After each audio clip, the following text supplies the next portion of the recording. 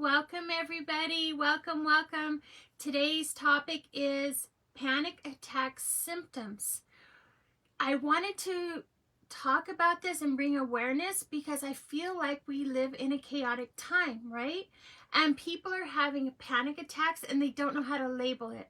So I am here to share the symptoms of what panic attacks are and what the symptoms are, right? So we know or maybe you don't know. Okay, here we go. With panic attacks, sometimes they come out with no reason. It could be when you're sleeping, it could be during the day, it could be any time. And for some people, it comes from triggers. Triggers can be from perhaps maybe a location that you're at, maybe a smell, maybe a sound, maybe a song, maybe maybe it's a person, right? Or an environment. Everybody's triggers are different because everybody is different, right? So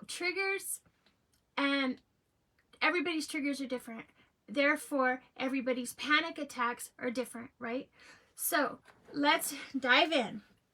Hyperventilation. When you are having a panic attack, it feels like your breath is being taken away, like you cannot take a deep breath and you're trying, right? In my experience, what the best thing to do is like slow your breathing down and try to sit down, right? Because sometimes with panic attacks, you can even like fall over, right? Because when you're having a panic attack and your heart's beating so fast, sometimes, and if you can't breathe, it cuts oxygen to you, right? So it is best to, if you can, sit down, if at all possible, sit down, because you just never know if you're going to pass out, right? I'm not saying it's extremely common, but it is common. So the best thing to do is to sit down and try to focus on something else, right?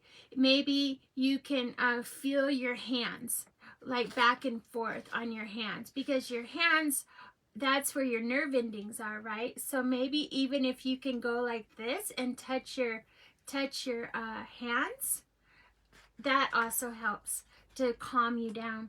What I also do to try to calm myself down is so I can try to get over the deep breaths, right, is to take shallow breaths. Just really try to take shallow breaths and just calm down. Just try to tell yourself just to calm down, right? It's kind of like mind over matter, if you will, as far as calming down. So I know that really helps. Okay, so with being can't breathe, what happens when you can't breathe and you want to pass out? You feel lightheaded, right? Or perhaps even dizzy. So that's why I suggest, if you can find a place to sit down, or if you are driving, pull over and just pause for a little bit until this passes. They can be as severe as like an hour long. However, I know for myself, they're about 15 minutes in this, maybe 15 to 20 minutes, and then they pass. So don't be alarmed. Just if you have to, pull over, pause, and then try to regroup, right? Try to recognize, say, okay, this is a panic attack I'm having. Okay.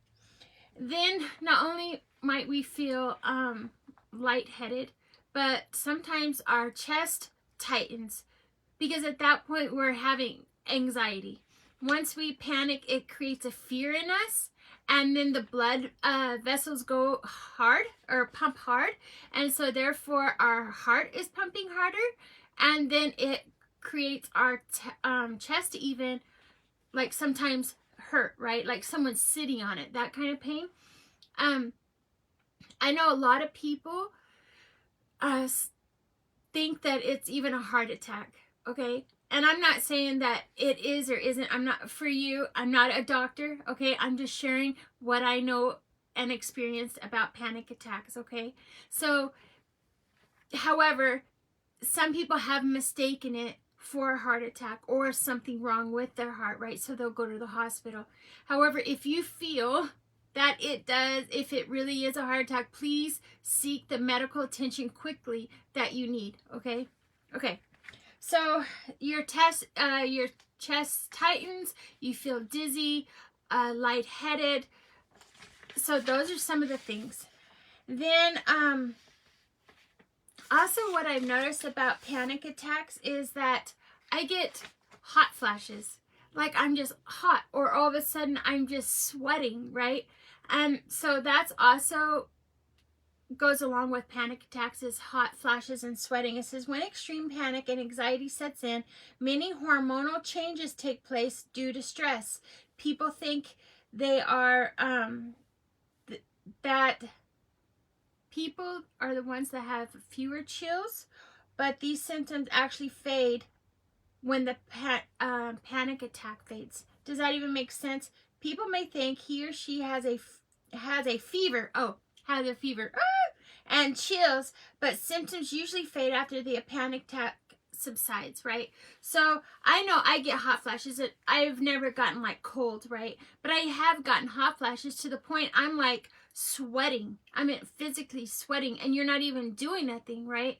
And so I know that happens. But yes, this is right, that they do subside after the panic attack is over. So just hang in there. You're okay, right? Okay. It says also nausea. Well, if we feel lightheaded, usually when we feel lightheaded, we're nauseated as well, right? I know what it reminds me is if you had a little bit too much to drink and you just feel lightheaded and you feel nauseated, that's sometimes that's how I feel, right? And then I'm like, okay, I need to sit down. And it's always nice to be prepared that you're gonna throw up. However, usually it doesn't get to that extreme. I'm not saying that it can't. I'm just saying usually it does not get to that extreme, right? So the best thing to do at that point is just kind of stop moving around so much, right? Don't just keep walking and be about your business. You need to pause. You need to stop. You need to pull over, right? Sit down, right? So that way no harm comes around you. That way, if it does escalate to you throwing up, you're in an environment you can do so, right? Okay. Then it says a sensation of tingling, burning, or prickling of the skin that can become distracting and discomforting. Well, have you ever heard of the people say, yeah, my skin feels like it's on pins and needles? Or perhaps it feels like your limbs are asleep. Well, that can also happen with panic attacks. So don't worry, okay? Because those go away too after the panic attack, okay? Okay, here we are. Fight or flight response. I know for me, I have PTSD, so I understand the flight or fight response. And for all of you who don't know what that is, let me explain it. Panic tends to induce an intense fight or flight response to the situation that has triggered the attack. The stress hormones, adrenaline, is released in higher amounts during the acute response, triggering symptoms such as an increased pulse and blood pressure, rapid breathing, increased alertness, and slight, like your hearing becomes slight sharper, right? The person experiencing this event may become increasingly agitated and aggressive. Because it's a panic attack. It's like, basically, it's like leave me alone at that point. You just want to be kind of left alone because your body is going through all this. Not only do you have hormones going, then you have hot flashes, then you're dizzy. At what point do you just want to be sociable, right? And just, yeah, how's it going? No. Your body's going every which way. And then your heart is pounding really hard too. So it's like, whoa, hang on, wait a minute. No wonder we feel agitated when we go through a panic attack, right? So please don't, our loved ones or your loved ones, whatever, please don't take it personal. Please do not take it personal. Once the panic attack subsides, things will get better. It will get better. Just hang in there. Also, sometimes it feels like we're going crazy, right? And we're like, and we disassociate ourselves from like the world. We're like, no. And we just kind of disassociate ourselves. And when we do that, that is also part of a panic attack, right? Because it's just easier to cope with things. I think it's like a trigger response or an automatic response. It's like we don't want to live in that moment, right? And so mentally we disassociate ourselves. So that is very common too when having a panic attack. Then I just wanted to bring this awareness to you because I know panic attacks are very real, right? I know that they're very real. And we're not crazy. And if people think, oh, you're just crazy, you're not really going through. No, panic attacks are real.